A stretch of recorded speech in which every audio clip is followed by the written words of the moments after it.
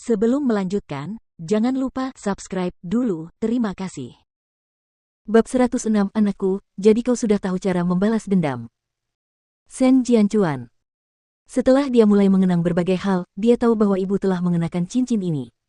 Dia tidak pernah melepaskannya. Apakah Shen Jianchuan adalah cinta pertamanya? Tidak mengherankan jika si kembar tidak tahu tentang Shen Jianchuan. Ketika papamu sangat dekat dengannya, mereka belum lahir. Kemudian, setelah ia memasuki kondisi vegetatif, papamu tidak pernah menyebutkannya kepada mereka. Jadi, mereka tidak pernah mendengar tentangnya. Apakah itu berarti bahwa ibu telah diam-diam merindukan cinta pertamanya selama ini? Bagaimanapun, ibu sudah meninggal. Tidak perlu tahu apa yang terjadi di masa lalu. Jadi, Mu Tangshui tidak menceritakan penemuannya kepada siapapun. Dia lebih khawatir tentang bagaimana dia harus melindungi dirinya sendiri. Karena Su Zipei telah menetapkan waktu untuk menerima balasan dari kakekmu, itu menunjukkan bahwa dia bertekad untuk mendapatkan kembali tubuh saudara perempuannya. Namun, jika dilihat dari sudut pandang Mu Tangshui, dia tentu akan berpikir bahwa yang terbaik adalah menyerahkannya kepada ayahnya. Meskipun dia sudah dimanfaatkan, dia tidak ingin orang-orang mengetahui jejak keterlibatannya. Jadi, Mu Tangshui menguping pembicaraan antara kakekmu dan papamu di telepon. Kakekmu bermaksud membiarkan Su Zipei mengurus pemakaman saudara perempuannya untuk menghindari konflik lebih lanjut. Jika tidak, Su Zipei mungkin benar-benar akan melakukan sesuatu kepada mereka karena marah. Namun, hal itu tidak berlaku pada papamu. Ayah, dia tidak punya latar belakang dan kekuasaan. Bahkan jika dia punya, aku masih bisa menghadapinya.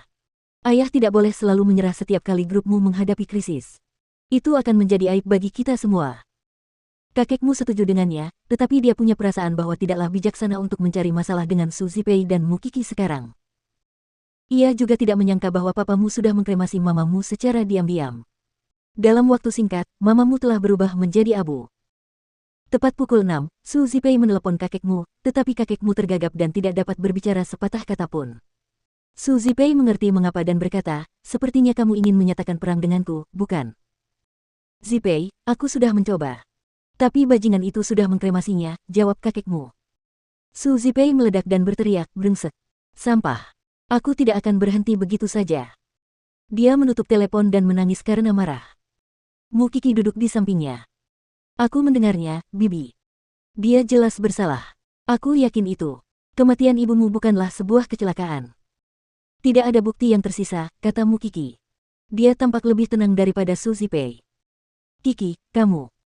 Karena ibu sudah dikubur, kita biarkan saja.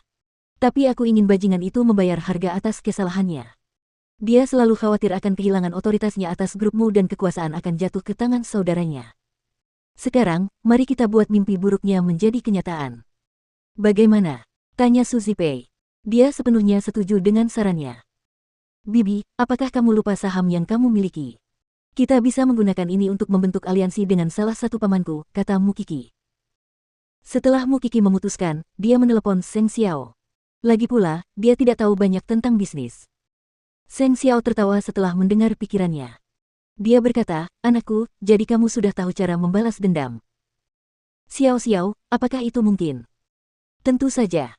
Dengan 10% saham Bibisu, ditambah 8% saham dari masing-masing pamanmu, aku yakin kau bisa menggantikan presiden. Meskipun kakekmu memegang 20% saham, peluang untuk memenangkan permainan masih tinggi. Bagaimanapun, keputusan dibuat dengan suara dalam rapat dewan. Dan kita bisa membumbuinya sedikit lebih menarik.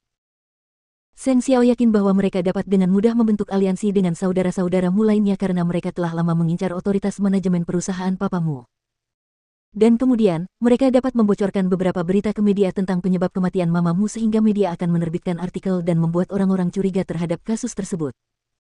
Setelah kertas ujian ditukar, para pemegang saham kecewa dengan papamu. Jadi sekarang ketika saudara-saudaranya mengkhianatinya, nasibnya akan menarik untuk disaksikan. Mu Qixi dan Su Zipei menyetujui rencana Seng Xiao. Sekarang, mereka tidak mau menunjukkan belas kasihan lagi kepada pria ini. Mereka hanya ingin membuatnya membayar harganya. Qixi, aku akan menemui pamanmu bersama Lu Wenhua. Mereka mungkin tidak akan mengambil risiko jika melihatmu. Bagaimanapun, kalian adalah ayah dan anak yang memiliki hubungan darah, jelas Su Zipei.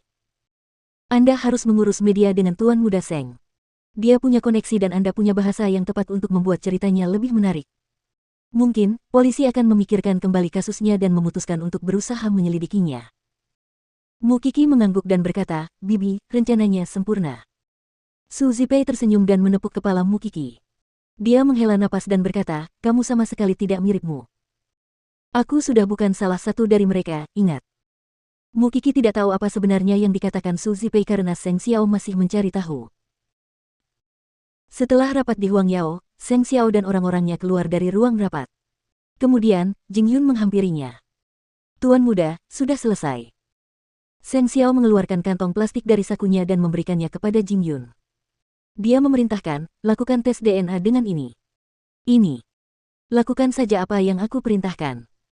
Karena itu adalah rencana Seng Xiao, Jing Yun akan melakukannya secara alami. Meskipun Seng Xiao tidak memberitahunya, Jing Yun tahu DNA siapa yang sedang mereka uji. Tuan muda, apakah kita hanya menguji DNA Nona Qi? Mengapa tidak menguji yang lain juga sebagai perbandingan? Orang lain yang tersirat adalah Mu Tangshui. Seng Xiao berhenti dan menoleh untuk menatapnya dengan ragu. Hah? Kita dapat melihat dengan jelas betapa berbedanya Nona Qi dibandingkan dengan gadis itu dan, dalam hal karakter, Nona Qi tidak memiliki kesamaan dengan keluargamu. Namun Mu Tangshui sebaliknya. Dia jahat dan penuh perhitungan. Saya pikir lebih aman untuk memeriksanya juga. Apakah kamu mengatakan bahwa mereka memiliki ayah yang berbeda?